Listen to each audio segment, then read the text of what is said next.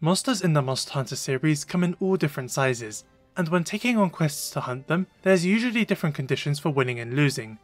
Winning requires you to either kill or capture the monster, and failing is caused by not completing those objectives within the time limit or dying too many times. Some quests across the series have an additional fail condition however, failing to protect a place of interest. Starting from the first game, certain monsters will lay siege, so to speak, upon a fortified area, and will do their best to break it down. In these quests, it is possible for you to fail if the monster succeeds in breaking down the fortresses, and you effectively have to defend them. Combined with the other failure conditions, it makes for very differently paced fights compared to standard monsters.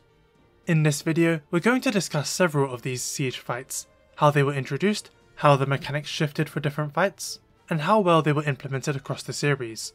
Before we proceed, I want to stress that we are only covering monsters that attack fortresses or targets that are not hunters, so Kolv Taroth and Safi Jiva from Monster Hunter World will not be discussed today.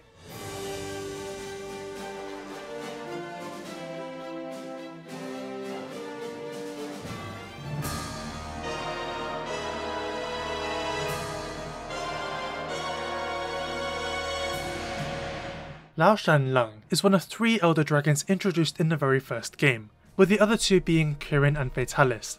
Lao-Shan Lung, or Lao for short, is massive. He resembles a traditional dragon, except he doesn't have wings, so he travels around on foot. Lao can walk either on his hind legs or all fours. You face him in a special locale known as the Fortress, which is a giant valley with a long singular path split across several areas, with a base camp connecting most of them. Lao will travel from areas 1 to 5 to reach a fortress at the end, where he will attempt to break through. Your objective is to stop him before that happens, either by killing him or dealing enough damage before the time runs out so that he gives up and goes away. Lao-Shan Lung travels slowly through each area, moving one leg at a time. The safest place to hit him is his head, although it doesn't take much damage from your weapons, and so you're much better off attacking his belly, which is much more vulnerable. Lao is unlike any other fight in the game, as he pretty much ignores you the entire time. His primary method of attacking you is unintentional, as his legs will knock you away and cause wind pressure, which can make attacking his belly difficult without ways to resist it. Dealing enough damage will have Lao collapse slightly, and being under his belly when this happens will knock you away, dealing minor damage. At the end of Area 3, there is a fortified wall, and Lao will stop to destroy it in 2 hits. There's bridges in areas 2 and 4 that you can climb onto. Lao will spot you up there, stand on his hind legs and bite you, and this is pretty much the only time he will deliberately attack you. You can jump onto his back from here, and either leave special anti-dragon bombs or carve him. While Lao is in areas 1 and 2, the music theme, The Moving Sacred Mountain, will play.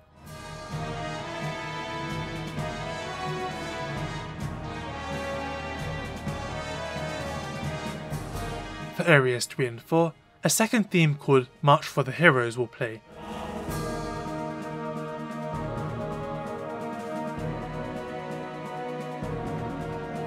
This one is much more intense, and represents the rising stakes as Lao gets closer to the fortress. Upon entering Area 5, Proof of a Hero will play.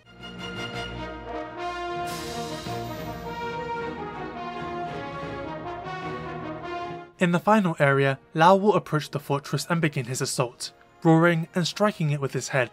Each hit will damage it more and more, indicated by an integrity tracker in your quest info. If it reaches 0, you lose.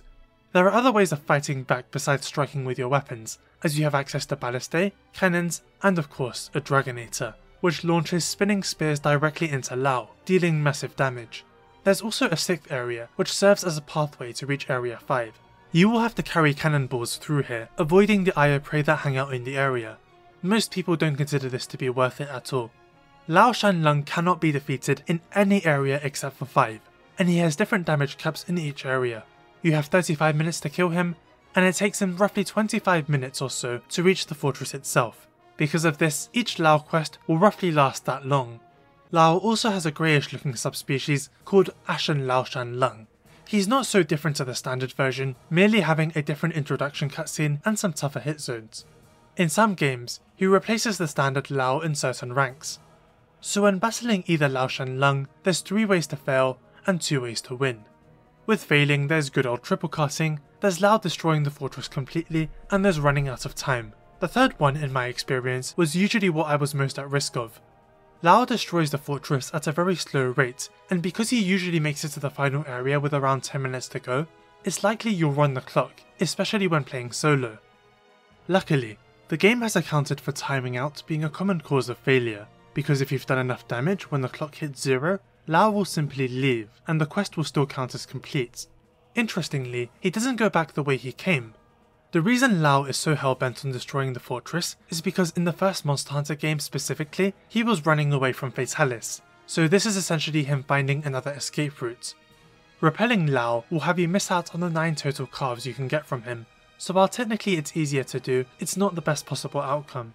The footage I'm showing you is Lao from Freedom Unite, but when he was introduced in Monster Hunter for the PlayStation 2, he was an online only boss you were supposed to battle with your friends. Each of you had to combine your strength and beat him down, and it's the same for DOS. In the PSP games he has reduced health, so while it's better to have friends, you're not locked out of killing him on your own. There's many things to praise about Lao-Shan Lung. For one, it is incredibly cool to have a different type of quest unlike anything else in the game. It makes for a fantastic change of pace. Rather than trading blows with a normal monster, you now have to harass this humongous beast who literally ignores you for most of the fight. You are nothing to him. It's so daunting too, with the looming pressure that he's going to take out the fortress.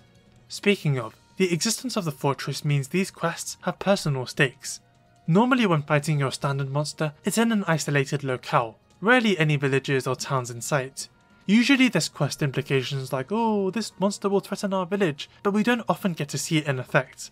The fortress is different because you can actually see what the monster is targeting, and the town of Shrade is said to be behind this fortified area. We know who we're protecting here by fighting him off, and I think that's very motivating. However, being the first in this series of fights, Lao does have quite a few problems. The fight is structured in such a way that it wastes so much time. The quest starts in Area 1, where you can watch Lao from a viewing platform, but the fight itself starts in Area 2. It takes Lao around 3 minutes to actually get there and become fightable. There's even more additional waiting periods as he moves between areas, which takes a sizable amount of time. Because the fights can only end at Area 5, it ends up being very drawn out. I decided to wait at Area 5 just to see how long it would take for Lao to arrive, no interruptions or flinches, and it took him a grand total of 24 minutes out of 35 to reach the final area. That's the minimum amount of time you have to spend fighting him. There is a caveat to this and I'll touch upon that later. Then there's the act of fighting him. It's simply not very interesting. You smack his belly, adjust your position to keep up with him, rinse and repeat.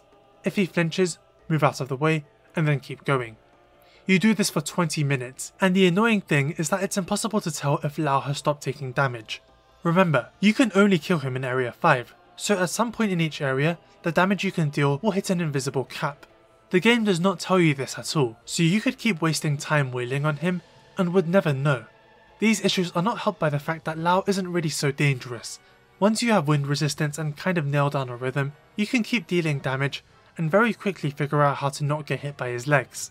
During that quest where I let him move interrupted, I also let him destroy the fortress. And let me just say that despite him making it to Area 5 and approaching the fortress with 10 minutes to go, he could not do it. I timed out. I later found out that if you're in the same area as him, he does move faster. So that test I did earlier was a little bit unfair, because it is possible for Lao to reach there faster than I recorded, which gives him more time to destroy the fortress. So I did the quest again, but this time I battled him normally and observed him once he reached Area 5, and he still couldn't do it. I literally got the repel. So I did one more quest, where I picked Greatsword and intentionally played badly with it. Lao still couldn't destroy the fortress and I ended up timing out. After asking around in communities who actively play the older games, a few things became apparent. For one, the quest has a 50-minute time limit in games like Monster Hunter G. Not just that, but Lao will only break the fortress in certain attacks where he smashes his head against it, so the rate in which he breaks the fortress is more or less RNG dependent. The third thing is that Lao's AI in the second generation is actually a little bit messed up, and for some reason he keeps going around in circles in the final area, which does not happen in the first game. There's likely a reason for this, and we'll get to it later. I highly doubt it's impossible for him to destroy the fortress, and I assume in the console games he probably does it, but from my experience here, testing in the game the majority of people played, he wouldn't break it. People in the community that I asked also said that they have never seen him do it either, so I'm assuming it has to be pretty uncommon, and that kind of removes a lot of the threat. Overall, Lao-Shan Lung is an impressive monster in terms of size, and considering he's the progenitor of these kind of fights, they still did a good job with him. There's still a sense of awe that comes from fighting something that's not only massive, but also just completely indifferent to you, and I really do feel the pressure when he's trying to break down the fortress, even though the time limit is the real threat. It's just such a shame that the fight is so drawn out while also being so repetitive. So Monster Hunter DOS brought back Lao-Shan Lung and his subspecies, but it also introduced a new siege battle, this time against a completely different monster, the giant Carapacian known as the Shen Gaoren.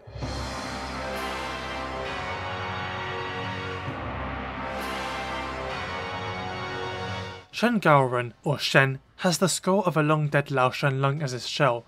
He too attacks the fortress, moving slowly through each area. While each step from Lao would cause wind pressure, Shen's steps cause tremors instead.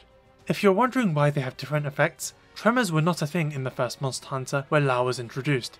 Instead, it was DOS that brought them in, so Lao had wind pressure for both the first and second generation, while Shen had the new tremor effect. Of course, those are not the only differences between the fights, as Shen Gaoren is far more aggressive. He can sometimes strike down with his pincers. As he walks, sometimes he will stop, turn around, which allows him to fire a huge projectile from his shell. And these attacks can happen at any time, even in the starting area where he's beyond reach. Occasionally, Shen will stand up tall and walk with his main body raised high above the ground. There's less space between his legs, meaning there's more danger, as they can hit you with greater ease. Shen has two battle themes. The first plays while he's in areas 1 to 4, and is titled Lao-Shan Lung.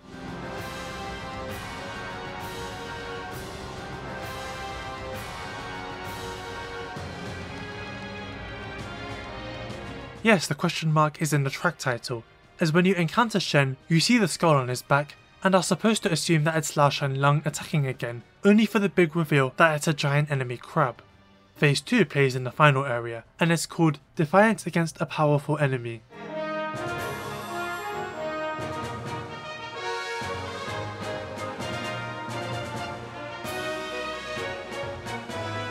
This is basically Monster Hunter DOS's iteration of Proof of a Hero. It's a really triumphant track, and I like it a lot. The strategy for beating Shen is different. This time you'll want to strike his legs. He moves them one at a time, and if they make contact with you during this, you will take damage, so you have to attack them in a manner that lets you back away easily. Occasionally, by dealing enough damage, you can make Shen fall down for a bit, stopping him in his tracks and leaving his face vulnerable. His legs also have an additional knockdown mechanic, where attacking them will have them turn red. If you do this to every leg, you can eventually trigger a huge knockdown where Shen collapses for a long while, which will revert the legs to normal. I'm doing this in single player, but I imagine when playing with others, you can have each hunter take a different leg to really exploit this strategy. Shen has a random chance of performing either of his attacks, backing away after each one. Shen can also be fought in the town, which is right outside of Dundorma, Monster Hunter DOS's multiplayer hub city, so you really know what's at stake here. This locale is different because there's only a single area Shen has to travel to. Granted, it does take him a good 5 minutes to actually arrive, but once he's there, his target is right in front of him, and this means you don't have to wait 20 minutes to kill him, which solves a huge problem the fortress fights have. This is a good fight, but sadly the Phase 2 theme does not play here. I think in many ways, I enjoy Shen Gaoren more than Lao-Shan Lung. With Lao you just strike his belly constantly and it gets really boring, but with Shen I find he can really develop a rhythm attacking his legs, backing off and catching up. It might be boring for some, but I ended up finding it quite relaxing, therapeutic even. I think overall he still suffers from many of the same problems as Lao, particularly in the fortress where it will still take you ages to finally kill him, and even in the town there's a lot of time wasting too. But in my eyes he gets points for being a very unique spin on the original Lao fights. If you're wondering why Lao starts randomly spinning in the second generation fights, some speculate that because Monster Hunter DOS was rushed, a lot of the code ended up being a little bit messed up. It's possible that when they were coding Shen Gaoren to turn around in the last area, some of it ended up applying to Lao in some way, and that's why he does it too, even if it makes no sense for him. As of the making of this video, Lao has one more appearance outside of the first 2 games. Shen Gaoren never shows up again, except for a cameo in Generations where you can find his corpse in the Jurassic Frontier.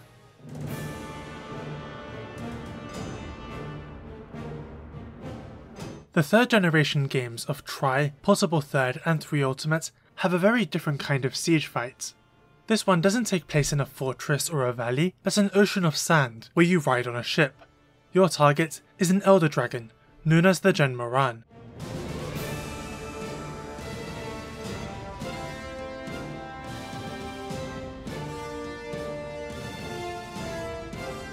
Jhen is a giant whale with 2 huge tusks.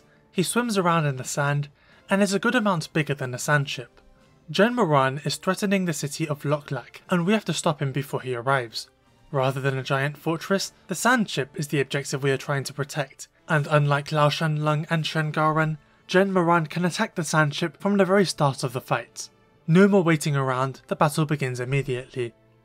Jhen swims alongside the ship, often out of reach, and to attack him, you can use installations like ballistae and cannons. The ballistae require you to gather ammo one at a time, but once again they can be aimed freely. The cannons cannot be aimed and require you to once again carry the ball itself, but the distance is far shorter than it used to be in the fortress.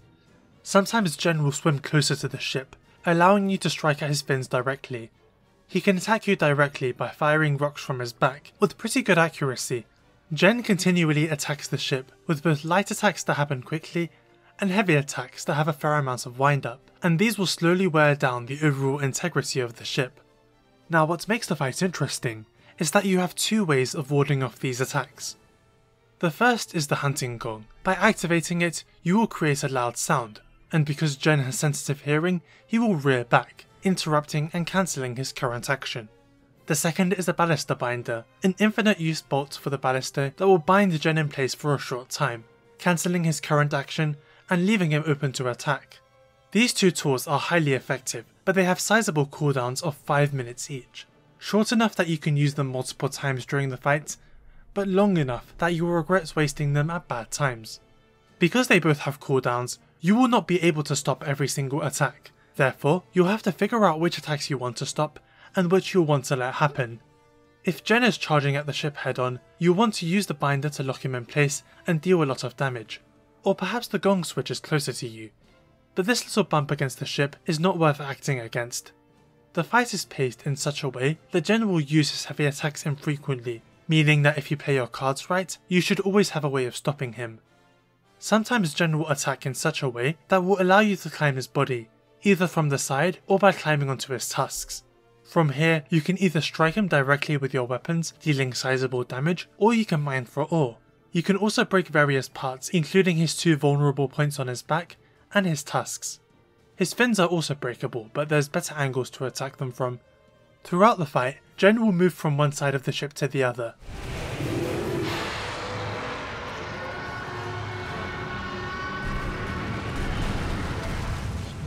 He can also swim far away, where he can launch rocks and eventually perform strong attacks.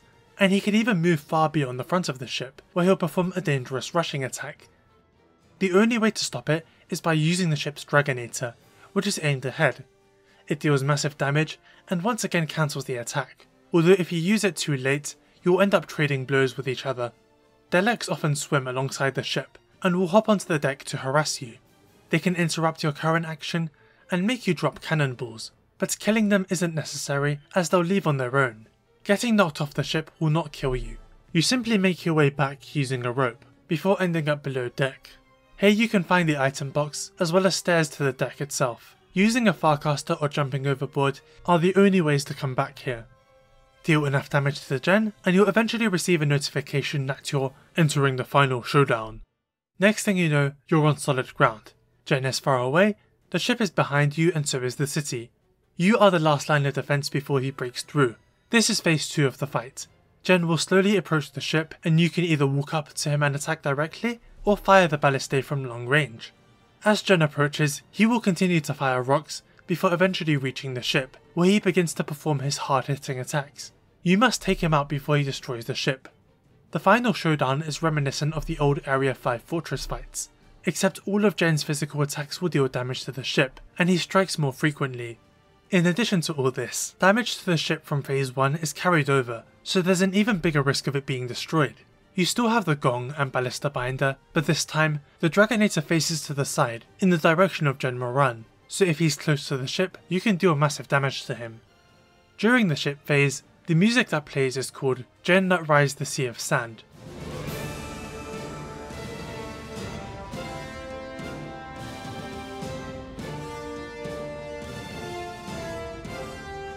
During the final showdown, intercepting the Great Gong replaces it.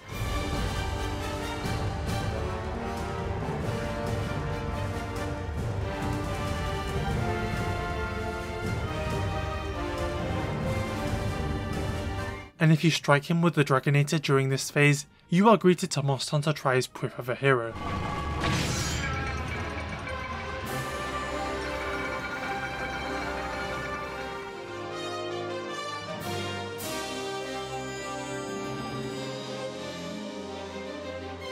In 3 Ultimate G rank, there exists a subspecies called the Hallowed Jhen Mohran. Hallowed is bigger in size, darker in colour, and has purple crystals all over his back. His tusks are also a beautiful shade of purple, and you fight him at night. Hallowed isn't too different. The most immediate difference is that he attacks immediately from the side of the ship, just as the fight begins, and generally attacks in a different order to how Jhen would. He deals more damage and has quite a bit of health, and during the second phase, he can inhale a huge amount of sand and then blast it all out, dealing vicious damage to the ship if not interrupted. G-rank Jhen Mohran can also do this, but he's event quest exclusive. Now, it doesn't end there with the Mohrans, because we also have to discuss Monster Hunter 4's Darren Mohran, a distant relative of Jhen's.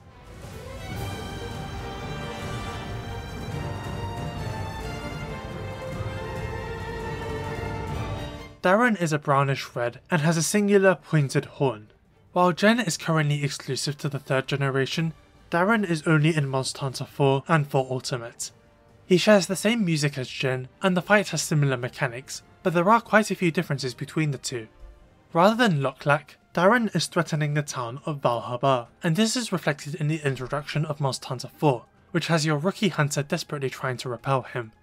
Jhen's introduction cutscene features him surfacing alongside a seemingly empty ship, and then flipping over to the other side before the quest begins. Darren's introduction cutscene on the other hand has him approach the ship from a distance, slightly covertly. Your hunter and any friends on the quest with you will be on the ship as Darren eventually strikes by grinding against the side, tilting it and knocking you all overboard. Both quests have you start below deck, but Darren's quest had a better reason for that being the case. The Great Desert in Monster Hunter 4 is visually different to the one in the 3rd generation. Not just that, but you used to be able to see smaller ships accompanying you in those games, which is not the case in 4. It's worth mentioning that they're not present for Jhen in Portable 3rd. Darren also leaps over the ship like Jhen would, but this time the camera cuts to a wide shot of the ship, so you can fully see him doing it in a more cinematic fashion, which was not the case for Jhen. There's other cases of this happening too. Sometimes the Mohrans will perform a huge slam attack from the side. Using the gong to stop Darren will also cut to a more cinematic angle, which doesn't happen for Jhen. Certain strong attacks from Darren will have the ship physically tilt, causing you to slide off. Gripping the ship will allow you to stay on, but falling all the way off will send you overboard. Mantling back onto the ship is automatic rather than manual. Darren's back is quite different to Jhen's. Once you climbed onto the former dragon's back, you could access his entire body, including his tusks, and break parts to your heart's content. Darren's back is structured so that there's 2 segments, front and behind. The behind segment is frequently accessible, and it features one vulnerable spot that can be broken. The front segment is rarely made accessible to you during the ship phase unless you can climb Darren's horn.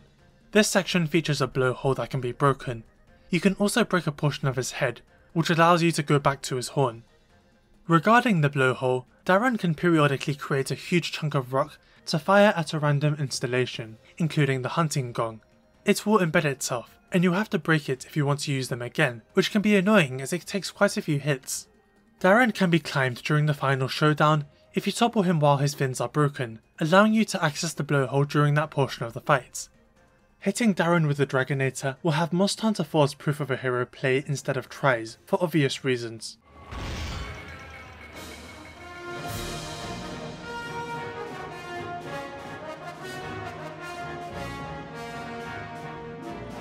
And then there is what is possibly the funniest G or Master Rank change of all time.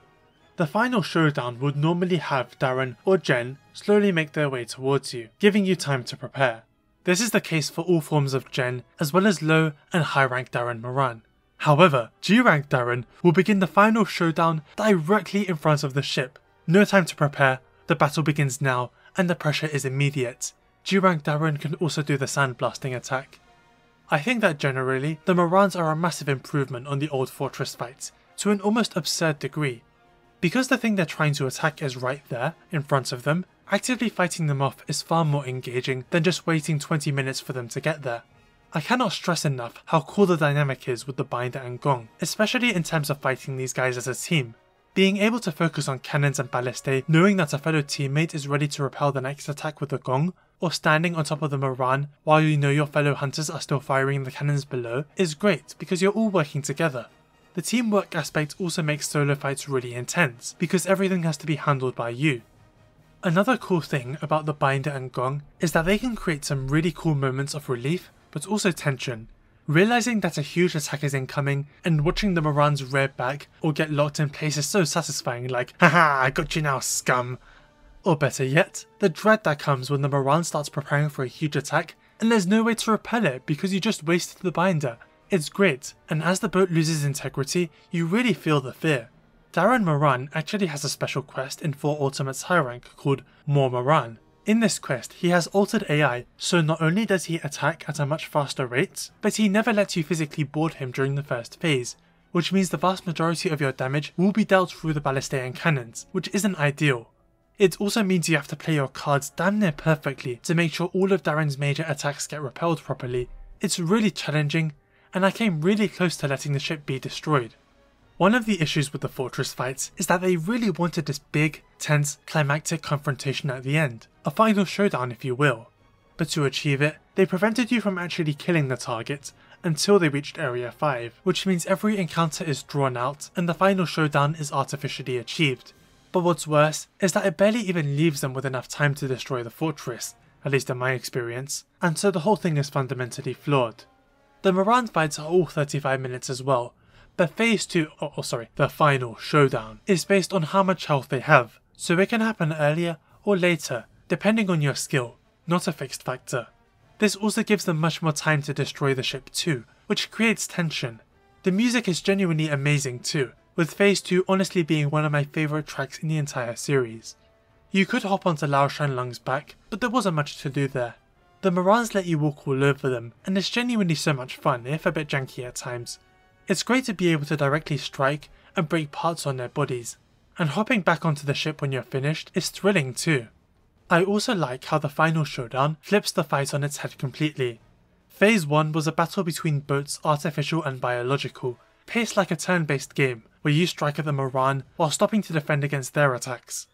The final showdown turns the whole thing into Lao-Shan Lung's Area 5, where you now have to attack him as much as you can before he reaches the ship. And now there's even more danger, because the damage the ship took from Phase 1 will carry over.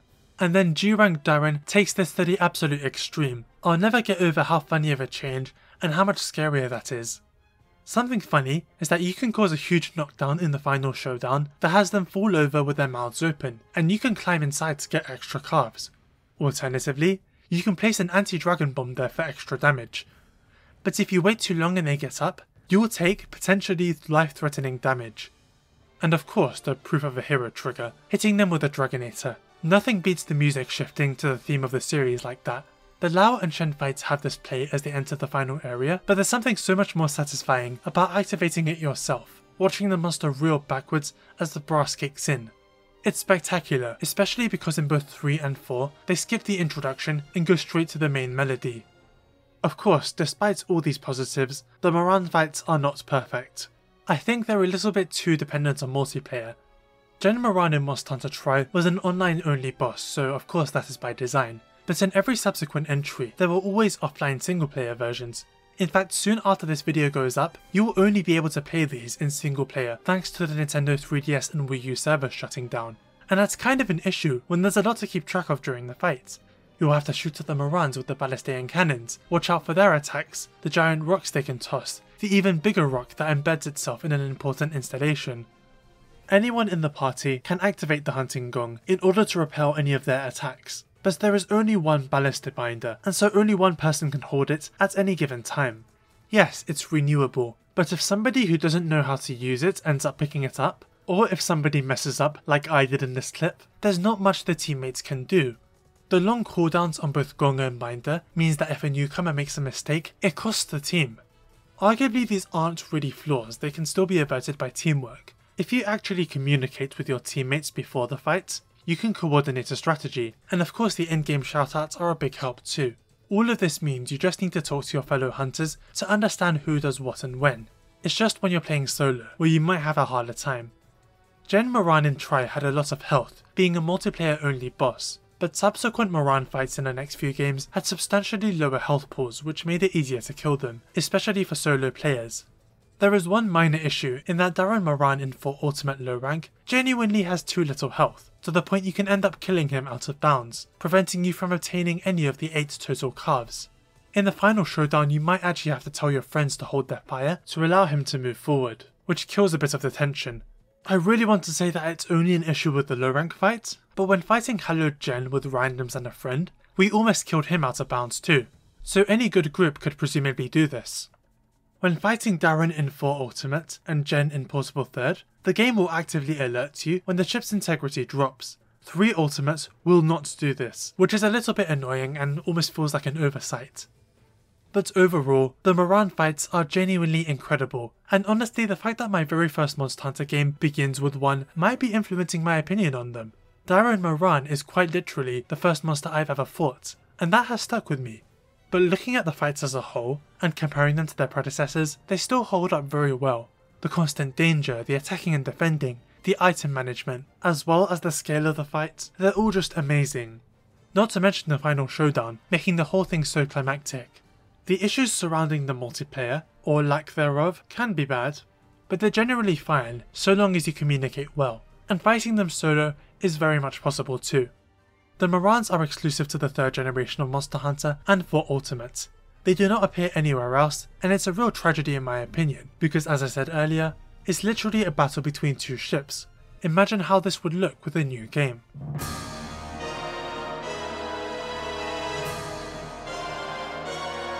Monster Hunter Generations was a game made to celebrate 10 years of the series, and as such crammed in a lot of returning monsters from prior games. Monster Hunter Generations Ultimate was an expansion of that.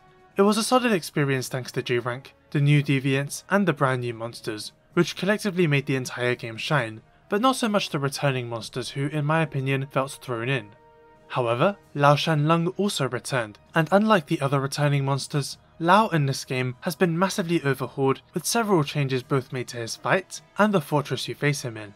Let's start with the fortress. The original was 6 areas, with the first being a glorified viewing platform and the actual fight taking place across areas 2 to 5, with 6 just being a pathway between base camp and 5. The new fortress seen in GU is only 2 areas big, with area 1 having 2 different pathways to base camp on either end. Area 1 is curved, while area 2 is straight.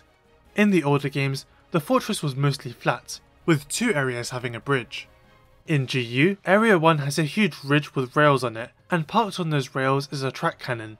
This is a new installation introduced in Monster Hunter 4 Ultimate, used in the arena for the final boss of the game, Gogmazios. You load it up with cannonballs, 3 at a time, and then hit a button to rapid fire the 3 shots. The cannon can hold 9 total. There are 2 buttons on the track cannon that allow it to move left and right to fixed points. You cannot manually stop, but you can fire the cannon while it's moving, allowing you to effectively perform drive-bys on Lao. Another newish installation in Area 1 is the Demolisher, that fires what is essentially a tactical nuke.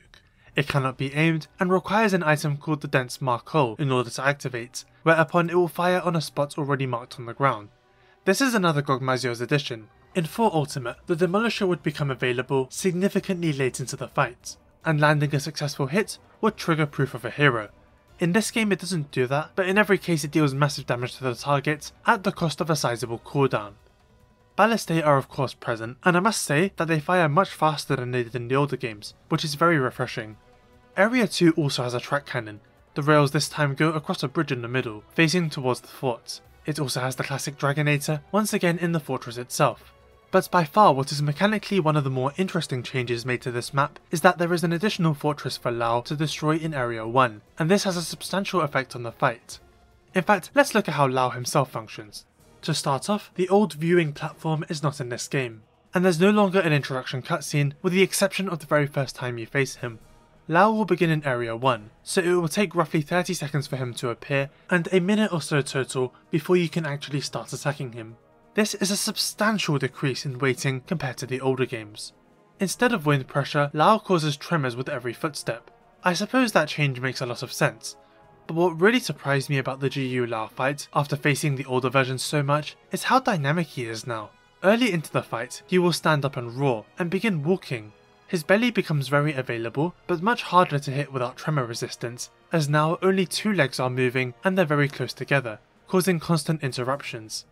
Lao tends to do this infrequently, and when he goes back down on all fours, you can get crushed by him. Lao is actually a lot more aggressive in this game too, as he will sometimes stop and hip check the ridge with the track cannon in an attempt to hurt anyone there. He will also stop to destroy ballista towers, damaging anyone who stands on them. Lao being more dynamic in how he moves across the area means you can't just get away with mindlessly whacking his belly. You have to pay attention to what he's doing. If he stops to hip check and you're underneath him, you'll be hit too. However, Lao can actually be knocked down, where he'll lie on the ground for a period of time, allowing for damage to be safely inflicted. His legs are also more vulnerable to damage, so not everyone needs to crowd around his belly. In addition to this, you can fire ballista binders to lock him in place, although they're not reusable. I alluded to this earlier, but now there's a fortress in Area 1, and Lao will start attacking it once he reaches the end of the area. If it's destroyed, you fail the quest, and he destroys it so much faster. When I timed him, it took roughly 4 minutes, whereas in the older games, it would take at least more than 10 minutes. A nice detail is that damage to the fortress is indicated by the icon on the map changing, going from blue to yellow to orange based on integrity. If you deal enough damage, Lao will turn and begin making his way to the next area, and the game will even tell you that you need to follow him. The 2 fortresses do not share damage, so if he almost destroys the first area but moves on to the second, you should still be okay. In Area 2, Lao functions the same, although he doesn't stand up near the bridge anymore. The music for the quest is reused from the older games. The Moving Sacred Mountain plays for Area 1, and March for the Heroes plays for Area 2. The original proof of a hero can still be triggered, and I'm sure you can guess how. Generations Ultimate was the first time I had faced Lao-Shan Lung.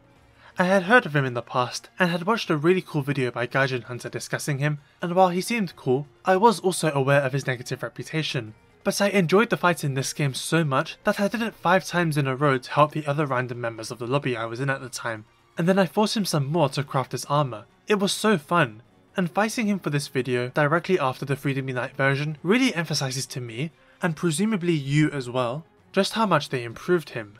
First of all, this version does not waste your time nearly as much. The way he shows up earlier is fantastic, but condensing the fortress down to 2 very different areas is a relief, because now the hunt feels so much less repetitive.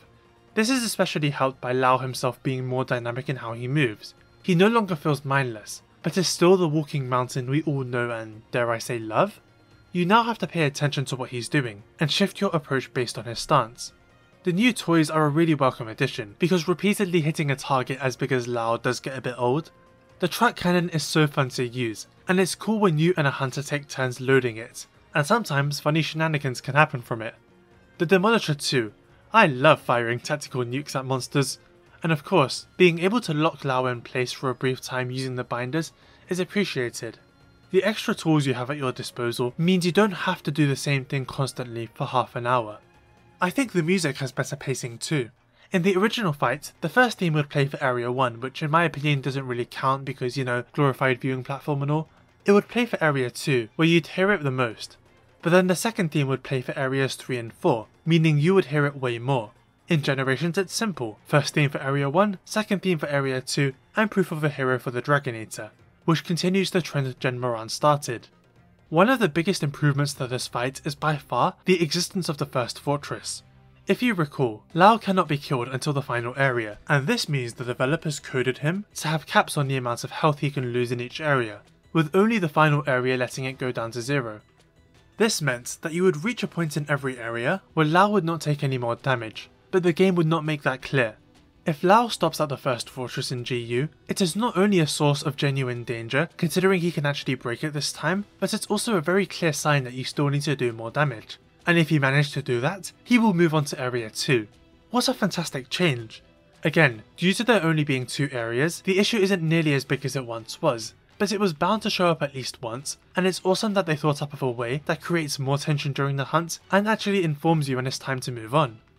Overall, a major improvement. I can't think of much they did badly with this fight. I suppose in some ways the track cannon is a bit too strong. In Area 1 you can position it facing him head on as he approaches the fort, so if you keep firing it again and again, you won't really miss, allowing you to deal massive damage. It's worse for Area 2 though, because the track cannon can be positioned on the bridge facing the fort, so if Lao is attacking the fort, you can just fire freely and not miss. Cannon ammo will eventually run out, so you can't spam it forever, but it is perhaps a little bit too easy to just shred him with it. There is a harder quest called Lao-Shan Lung Time No See, where Lao has more health and deals more damage. I actually failed this quest with the random players I got the footage with, through no fault of my own, but perhaps this one does not suffer from that issue as badly. In addition to all this, like the Mohrans, Lao in this game is quite difficult to solo, but to an even greater degree. Generations Ultimate only has him in the hub, so that's a clear indicator that you should grab some friends. He is also the urgent quest to proceed to G3, so you can't actually face the final boss of the game or do most of the G rank content until he's beaten, which is kind of a problem. Soloing is possible, and guides do exist, which I suppose kind of alleviates the issue. In any case, Lao-Shan Lung in Generations Ultimate is not only a huge upgrade over the original, but a fantastic fight in his own right. He is now dynamic, engaging, and actually dangerous too. I don't think he's as good as the Mohrans, but they are hard to top. Lao-Shan Lung was redeemed in a massive way. I said earlier that the returning monsters in the Generations Ultimate expansion felt thrown in, and I wonder if it's because they spent a lot of time reworking Lao. It paid off in my opinion. So the next game in the series is Monster Hunter World, the huge jump into the 5th generation. There's a siege fight in that game too, and with how good the Mohrans and GU Lao are, as well as all the updates and improvements they made to the general gameplay, you would expect this siege fight to be the best in the series, right? Right?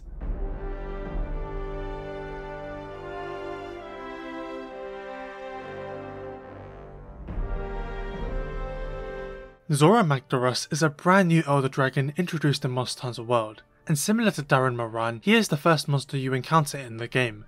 When your character and their co-workers are travelling via boat to the new world the game takes place in, Zorah comes up below and lifts the whole thing up. He is, in terms of volume and surface area, the biggest monster in the series.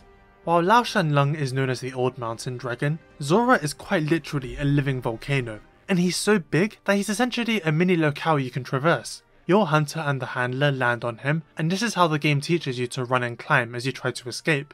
Throughout the story, you learn that Zorah Magdaros is travelling through the new world to a certain destination, and the Research Commission wants to capture him for the purpose of studying.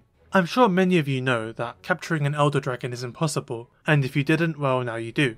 You cannot capture Koshala Deora, Kirin, Shigara, Megala, Fatalis, that's just insanity. So is capturing something so much bigger even possible? Time to find out, I guess. Roughly halfway through low rank, the Commission attempts to intercept Zorah for what is a one-time mission in-game. Much of the footage you're seeing here was recorded with fellow YouTuber Exoskelet, who makes sick animations. Zorah walks slowly towards a barrier, and you have to deal damage to him using installations, which have seen substantial upgrades. First of all, ballistate ammo no longer has to be gathered individually. World made gathering items so much faster in general, so you can run and grab a whole stack of 10, a full clip. Firing them is faster than ever before, and aiming feels far smoother. I recorded footage for Zorah right after facing Jhen Mohran, and the difference was quite frankly staggering. Then there's cannons. Back in the day your movement was limited when holding large objects, and rolling would have you drop them. World lets you freely roll while holding them. As for the cannons themselves, you can load up to 5 cannonballs, and they are all fired back to back, similar to the track cannon. You can even adjust the aim by pushing them left and right. Capturing Zorah is a full-on operation. The entire New World Research Commission has planned this, and so NPCs will be active on the scene, loading up cannons, and they'll wave to you when they're full so you can activate them. Story important NPCs are constantly giving you advice and tips too. Zorah himself is slow in how he walks, and prone to flinching. He can spew magma from his mouth and slam his arms down on you, and this can actually destroy the ballistae and cannons, limiting your options. You can also restrain Zorah for a while with binders, and this gives you more opportunities to deal damage. The NPCs can also do this on their own. Eventually, Zorah breaks through the barrier the Commission has built, and he does it so easily, you wondered why they even bothered to begin with. After doing this, Zorah proceeds on all fours, which begins the next stage of the mission, the boarding phase. The nearby wing drakes will take you onto Zorah's back, and here you can once again traverse this mini locale to mine ores and break magma cores, which damages him and enables access to more parts on his body. You do this for some time until, uh-oh, what's that? It's Nergigante! That's right folks, Nergigante comes down onto Zorah's back and starts messing with the operation. This is your first encounter with him in the story, and engaging in combat with him will initiate a cutscene that shows off his regenerative abilities. The Commission tries applying restraining bolts to Zorah, but Nergigante rips them off, allowing the larger dragon to break free and escape. Mission failed. I'm not going to summarise the rest of World's plot in detail, but essentially you discover that Zorah is going to die soon and is looking for the right place to go out. But due to a current anomaly in the new world, Zorah is not going to the Rossen Vale where all the dragons go to die. He is going to the Elder's Recess, and dying there will cause the whole continent to explode. So the stakes are higher than ever for a final confrontation in a new locale called the Everstream. This place is in a dark cave, and if Zorah gets through here, it's all over. In this quest, you start at a new base camp with ballistate and cannons aimed at the path Zorah will walk, with the dragon himself far away. A nearby hitching post lets you board Zorah from the beginning, where you once again go after magma cores. The Commission rigged stalactites on the cave ceiling with explosives, and firing slinger ammo will cause them to fall on Zorah, dealing heavy damage. Soon into the fight, Nergigante shows up once again, ready for another throwdown, with the commander urging you to take him down. The thing is, you can simply ignore him. No, literally, fighting Nergigante has zero effect on the fight, so you can just climb and do other things and he'll leave on his own. The commander will keep yelling, but what's he gonna do? Eventually, Zorah will reach the barrier. You have to fight him off with cannons, binders, and of course, a Dragonator. In the original quest, triggering it would cause you to win, but in subsequent attempts, it simply deals massive damage and triggers proof of a hero. The quest objective is to guide Zorah Magdaros, not your typical hunt, slay, or even repel. This is because you cannot kill Zorah Magdaros. You can only convince him that continuing down this path is going to be really annoying, so he goes somewhere more peaceful to die. As far as I'm aware, he is the only monster in the series who cannot be killed during gameplay. Monster Hunter Rise does feature a Zorah Magdaros skull in the Frost Islands, and it's confirmed that this one was successfully hunted, but the party responsible was shipwrecked in the process and were slowly finished off by the various residents of the Frost Islands. I guess the Research Commission had the right idea. Zorah Magdaros only has one theme, titled Beast with Fire upon its back.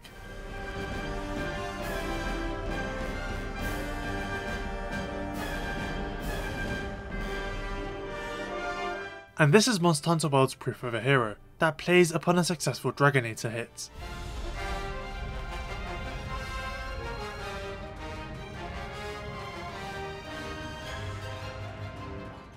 I think Zorah Magdaros is genuinely the worst fight in the entire series. I say that with zero exaggeration, there is nobody worse.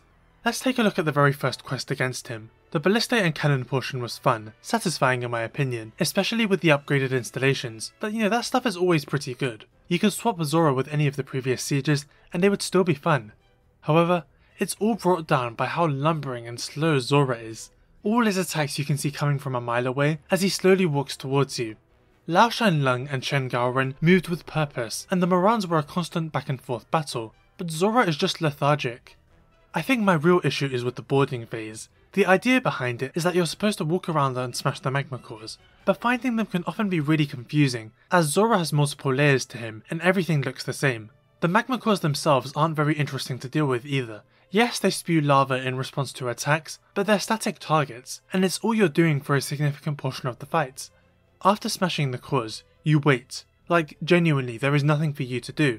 Me and Exo got so bored, we just started messing around until Nergigante arrived and the fight just sort of ended. Now this is just a one-time fight that you won't repeat during a playthrough, but it does leave a bad and even confusing first impression, which especially sucks because the game had been building up Zorah for so long. The actual fight later in the game isn't much better. It starts you off in the new base camp with the installations, but not only is Zorah incredibly far away, but there's a hitching post nearby for you to travel straight to him and immediately start damaging the magma cores. So that base camp is kind of worthless, as there's no use for any of the installations when a better immediate option exists. I criticised the magma cores earlier, but another problem arises during the boarding phase. You cannot willingly leave Zorah. You cannot go back to the base camp as farcasters are disabled. You can't even jump off to return, as the game will just hastily teleport you back, which is a stark contrast to how the Mohrans would handle that. So once you've boarded him, you're stranded there until he reaches the barrier. Boarding the Mohrans was exciting, as the opportunity to do so came fairly infrequently and you could get up close and break their backs. But once you were done, heading back to the ship was as simple as jumping off.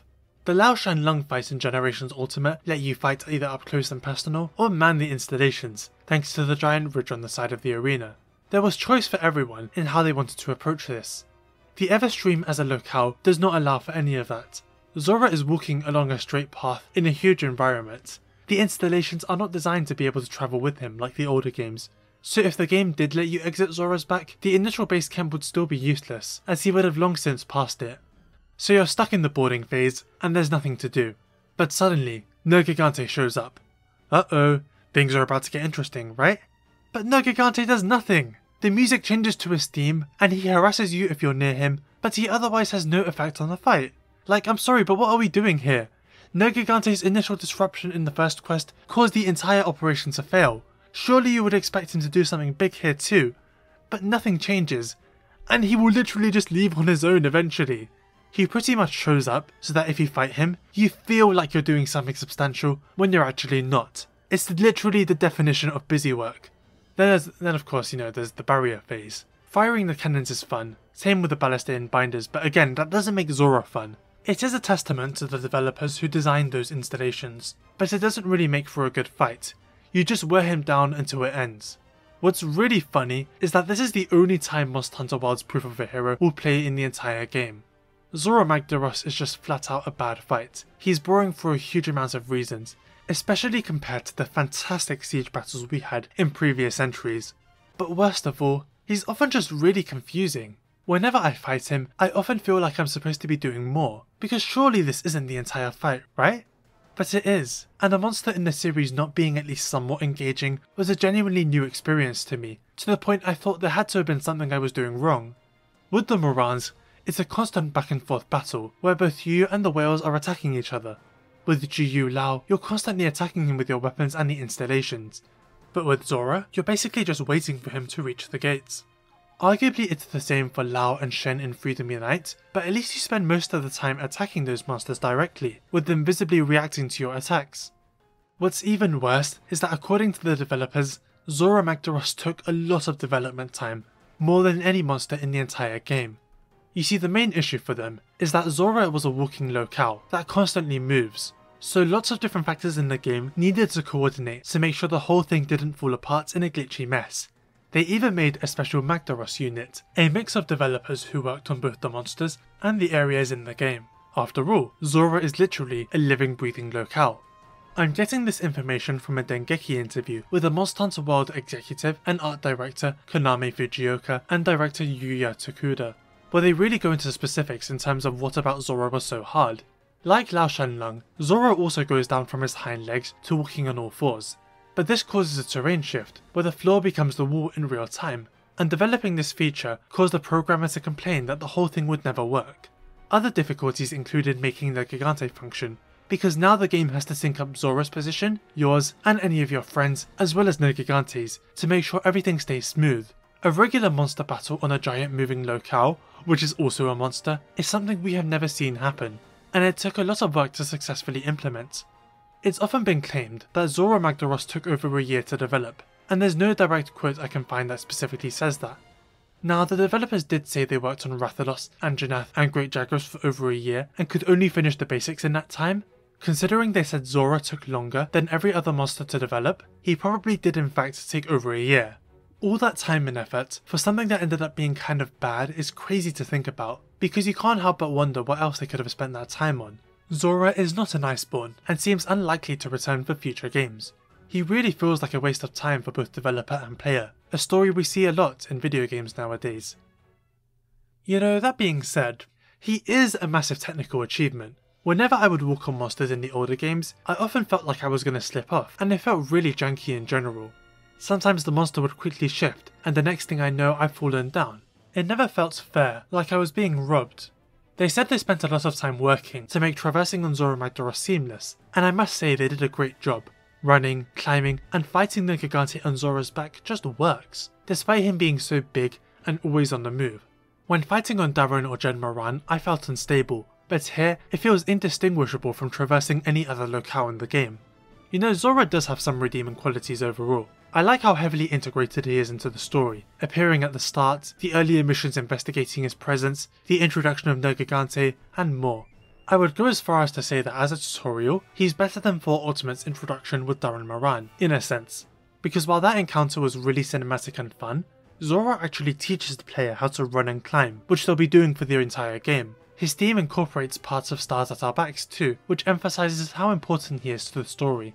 No Gigante's presence is kind of pointless, but the Zorah fight occurs long before you actually have to kill him, so chances are you will not be ready to fight him. So from that standpoint, dropping him into the fight is a really cool way of teasing him. Siege fights in the past usually have high stakes, where an entire town or city is at risk if you fail. It's the same with Zorah, but this time it's really nice to have what feels like an entire army at your side. The NPCs assisting you in loading the cannons, restraining Zorah, and just guiding you through the fight is really helpful and makes sense. Some people don't like the constant NPC chatter, and I can't understand why. But it is really useful to have an indicator as to how much health Zorah has left, not to mention when the cannons are ready to fire. If so much is at stake due to this giant monster, surely more than 4 people would be involved in repelling them, right? All the NPCs being present leads to a really cool moment when they're preparing for Zorah. They're running around, gathering supplies, and suddenly, the scout flies turn blue and become active, and they all move and coalesce in one giant swarm, and it's like, oh god, he's here, it's time, and suddenly Zorah emerges from the ground. It's such a cool scene. Oh, before we move on, we should talk about Arch-Tempered Zorah Magdaros, a stronger version released later into the game's life cycle. Usually I talk about these kinds of things earlier, but this is the right time to bring him up, as they did make several improvements to the overall fight. First of all, Zorah is more aggressive. When you're on his back, he will activate the Magma Core blasts on his own, and will often turn around to try and blast you off. He also deals more damage, and has much more health. When on the fortress, Zorah will perform several hard-hitting attacks, and you genuinely have to be more careful with when you use your binders, as there's a good chance of it being destroyed. But what's a really interesting change is that No Gigante will now stop Zorah from moving entirely. That's right, you actually have to get rid of him this time. Ignoring him is not an option, and with a heavily reduced time limit, you really have to make beating him a priority so that Zorah can reach the barrier where all the cannons are. I actually lost my first Arch-Tempered Zorah attempt and discovered that there is actually an animation for the barrier breaking, which is a first for the series. Overall, Zorah Magdaros is a really bad fight. He's not engaging at all, and often confusing to hunt, because it constantly feels like you're supposed to be doing more. He is very impressive from a technical standpoint, and I do value the work they put into creating him. I just don't think it was a good use of time. The Arch-Tempered version had some good changes, but the fact that he wasn't brought back to Iceborne says a lot to me.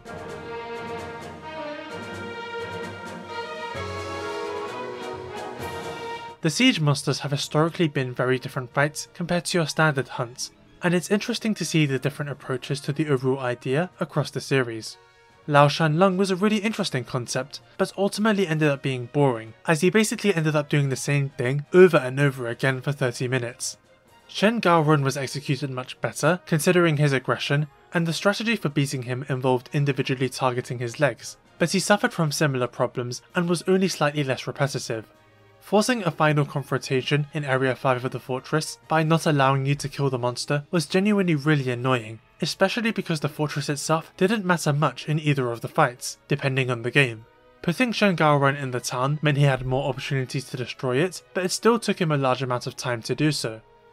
Jhen and Darren Mohran were far better executed. Because they're so focused on attacking the sand ship, using the ship's tools to repel attacks was something that required strategy. They forced you to really learn the fights in order to identify whether an attack would cause serious damage. They also really benefit from being multiplayer, as some people can focus on damaging via the installations, while others can go directly onto the Mohran's backs to break various parts.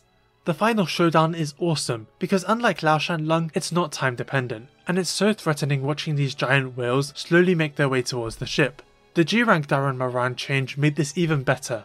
And of course, these were the fights that started the trend of having proof of a hero play whenever a big attack is pulled off, which goes on to be a thing in fights against monsters like Gogmazios or even Fatalis in Iceborne.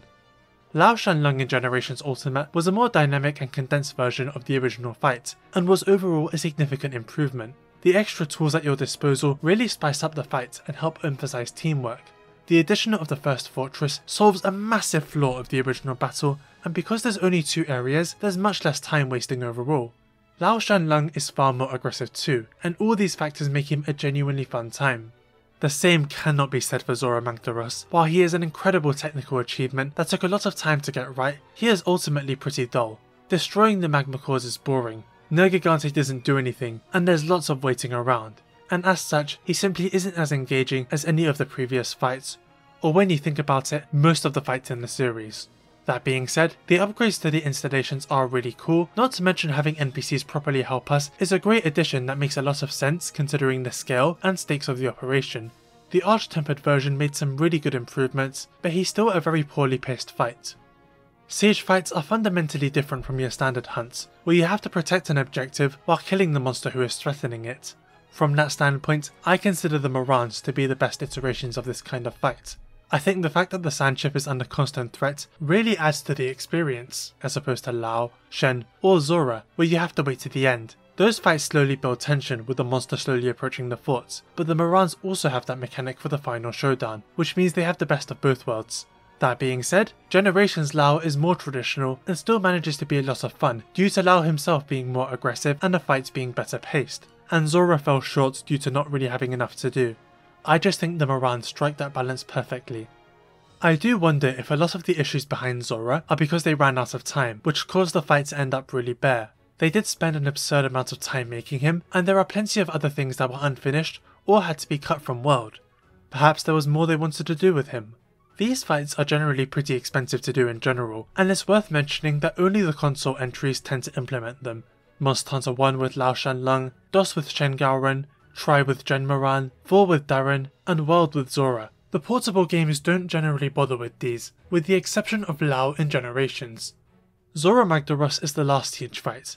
Rise didn't have any huge monster battles, but it does have something original. Rampages, a new quest type where a horde of monsters attempt to breach through a gate. In a sense they're like sieges, just without one central monster, and instead dozens of regular sized monsters trying to breach through.